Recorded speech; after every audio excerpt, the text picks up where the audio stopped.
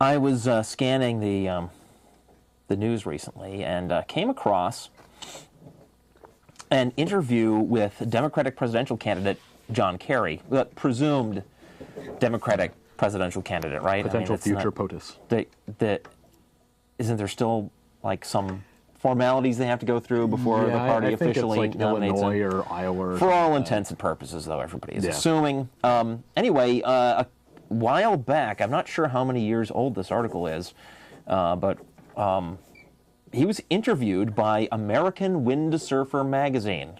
Apparently, John Kerry is big on windsurfing. Well, I know he's doing skiing this week. So what? He's skiing? I saw an article. Was that in the news? He's taking a week off right now to rest and relax before the real campaign starts, and so yeah, they should have won skis. So. I don't care what our presidential candidates do in their off time, really. But he was interviewed in American Windsurfer magazine. This is before he became a candidate for president. Okay. But the subject of spirituality came up in this interview, and he asserted that atheists and agnostics have spirituality.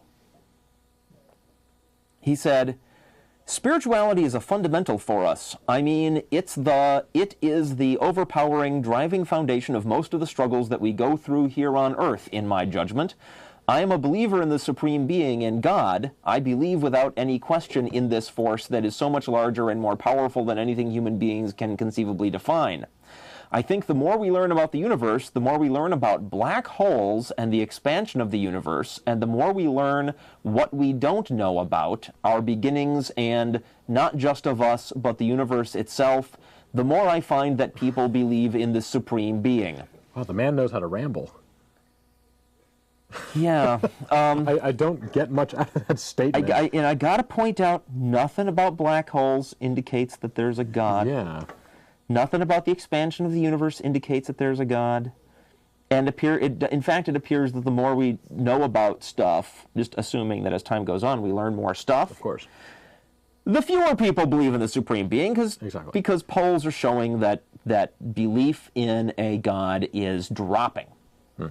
It's like doubled.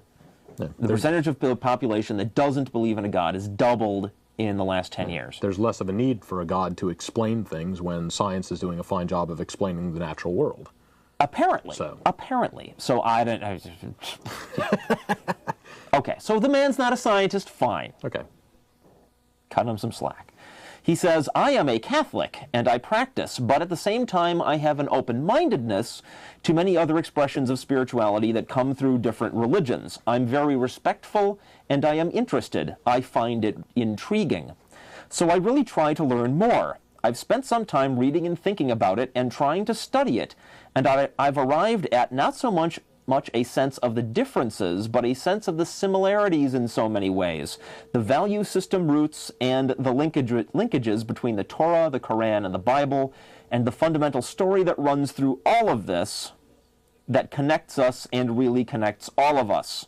And so I've always been fascinated by the transcendentalists and the pantheists and others who found these great connections just in nature, in trees, the ponds, the ripples of the wind on the pond, the great feast of nature itself."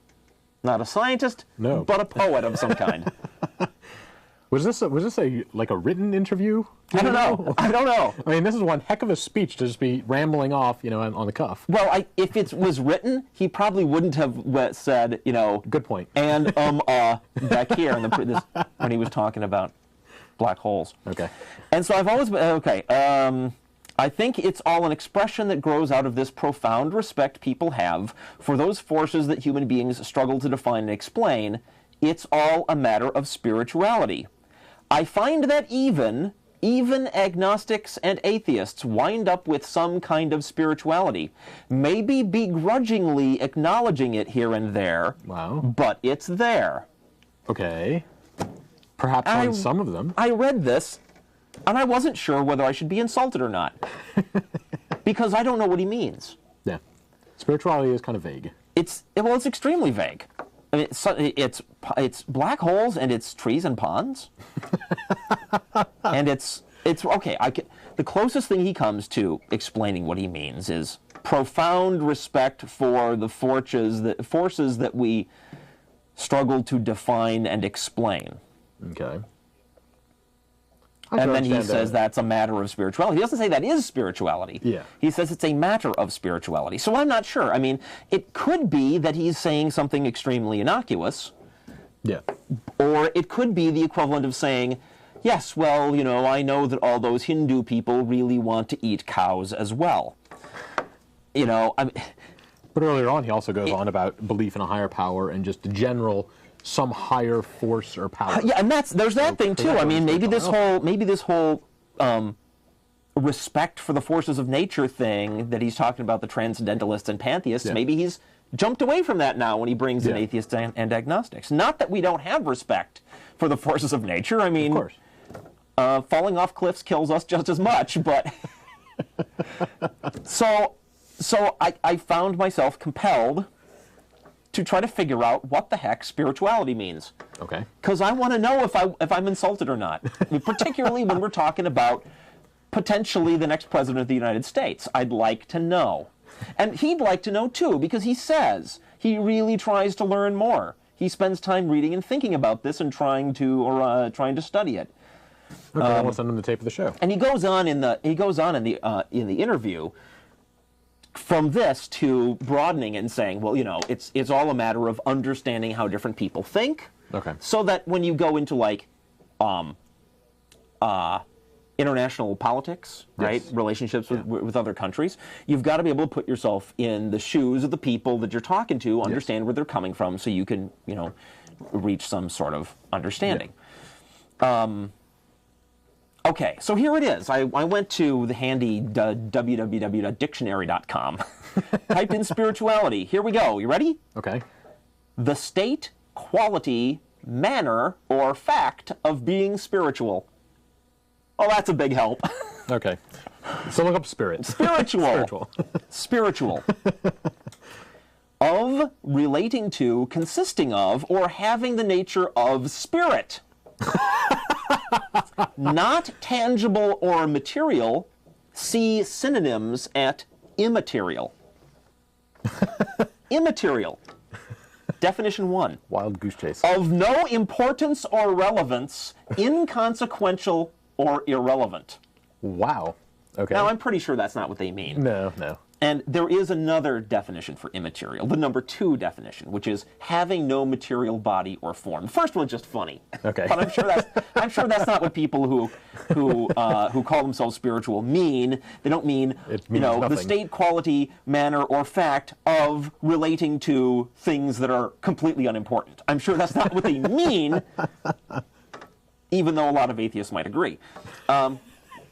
Having no material body or form. Okay. So what is all this? Air has no material. Well, it's got Relating to, matter. consisting of, or having the nature of having no material body or form. I still don't get it. Yeah. What do they mean? That's only the first definition for spiritual. Okay. There's a second one. Of, concerned with, or affecting the soul. Okay. Now there I can definitely shoot him down, because he might mean something like that, right? Atheists do not believe in a soul. Yeah. So we cannot have this relationship with souls because we don't believe in them. Yeah. Number 3, of, from, or relating to God. Deific. No, we don't believe in those either. Of or belonging to a church or religion. Sacred. Nope. That's not us. Relating to or having the nature of spirits or a spirit. Supernatural. We don't believe in that. Supernatural. So it's all those are just nonsense. It's got to be this first thing, right? Relating to or having the nature of spirit. Of not tangible things material. without any material body or form. Okay, so would that be I considered think I've your got consciousness? Huh? So I would assume your consciousness. It doesn't have a material body or form. Consciousnesses have material form. Consciousnesses live in brains. It's a process. They're a physical process. Well, okay. We're getting a little ahead of ourselves. Okay. I did then go and look up spirit, right? Ready? The vital principle or animating force within living beings. Okay, well, not believing that there's any little ghostly beings inhabiting us, making us be alive, and instead going with the medical evidence, which is that it's blood pumping through our veins and electrical activity in the brain. Vital forces, chemistry, and biology. You can't stick atheists with that one. That's 1A. 1B, incorporeal consciousness. This is what we were just talking about. Okay. There is no evidence whatsoever, and therefore we don't believe, though apparently a lot of people do believe, that consciousnesses can be anywhere outside of physical processors like brains. Yeah. So that's not us. Spirit, definition 2, the soul considered as departing from the body of a person at death. Okay. We don't believe in one of those. 3, the Holy Spirit. Now that's specifically Christian. Even Muslims and Hindus aren't spiritual if that's the definition of spirit. Number 4, a supernatural being, such as an angel or demon, a being inhabiting or embodying a particular plane of existence, object, or natural phenomena, or a fairy or sprite.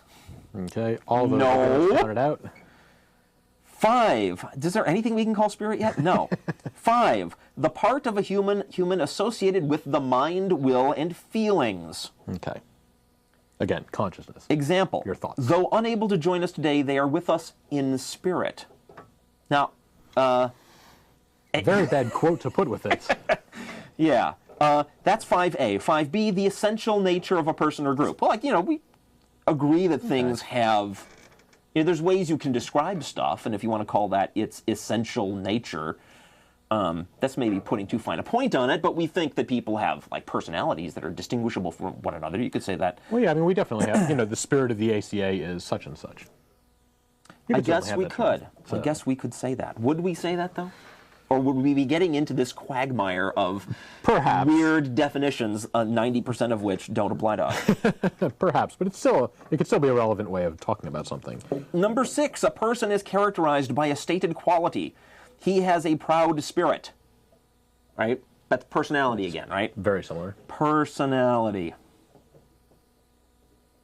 7A, an inclination or tendency of a specific kind. Her actions show a generous spirit. Similar. 8, a mood or emotional state. The guests were in high spirits. This is all, it's personality and emotion, right? Yeah. That's the things in here that atheists actually believe in.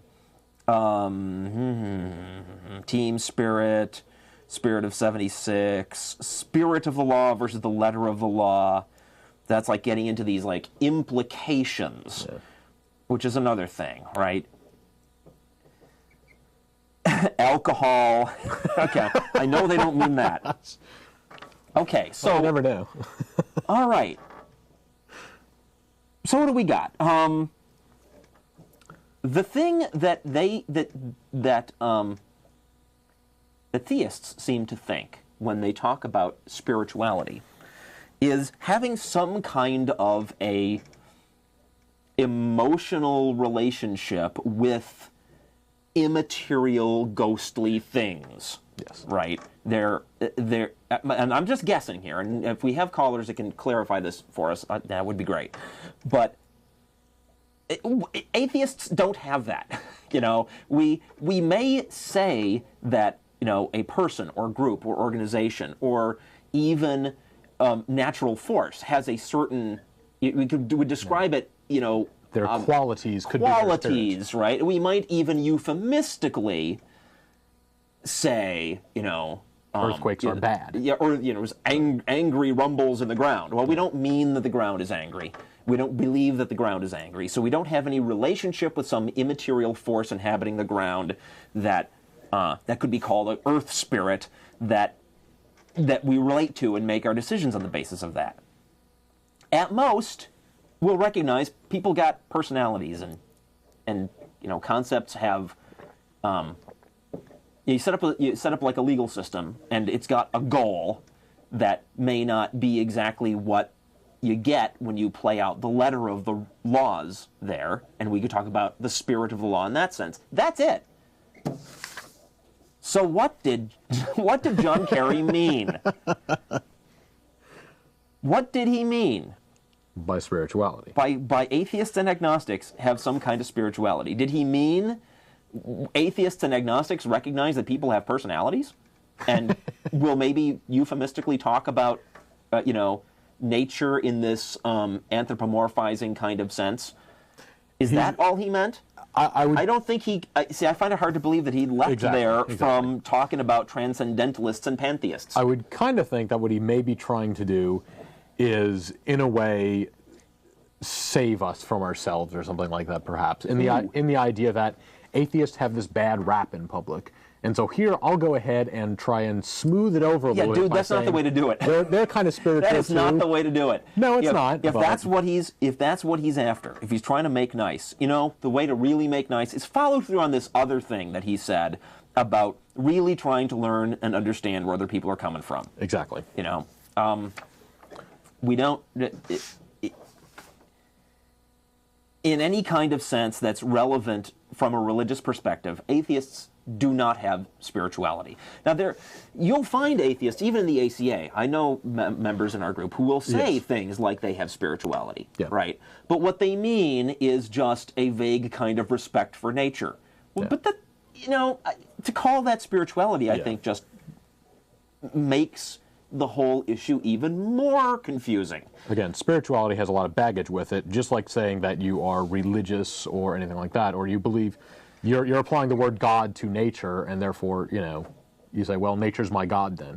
You're adding a lot of baggage to that word, where you could just say nature. Spirituality has baggage, which I would tend to agree. I would tend to agree. So anyway, that was a thing that was on my mind when I came to the show today. And like I said, if there's any callers out there can explain to us what, believers mean when they say spiritual, I'd really like to know. Yeah. And I've actually been. I was a believing church-going kid for most of my youth, and I still don't understand what it was that was supposed to mean. Don't know. Sorry. As in, what was supposed to mean? Spirituality. Spirituality at that time? Or? Yeah. Okay. You'd think. Well, yeah. You'd think if you're going to the church and being involved, and actually believing all that stuff, that somehow, somewhere in there, you'd get a clear idea of what was meant by that word. Yes. I didn't get that. It is a rather vague term, to say the least.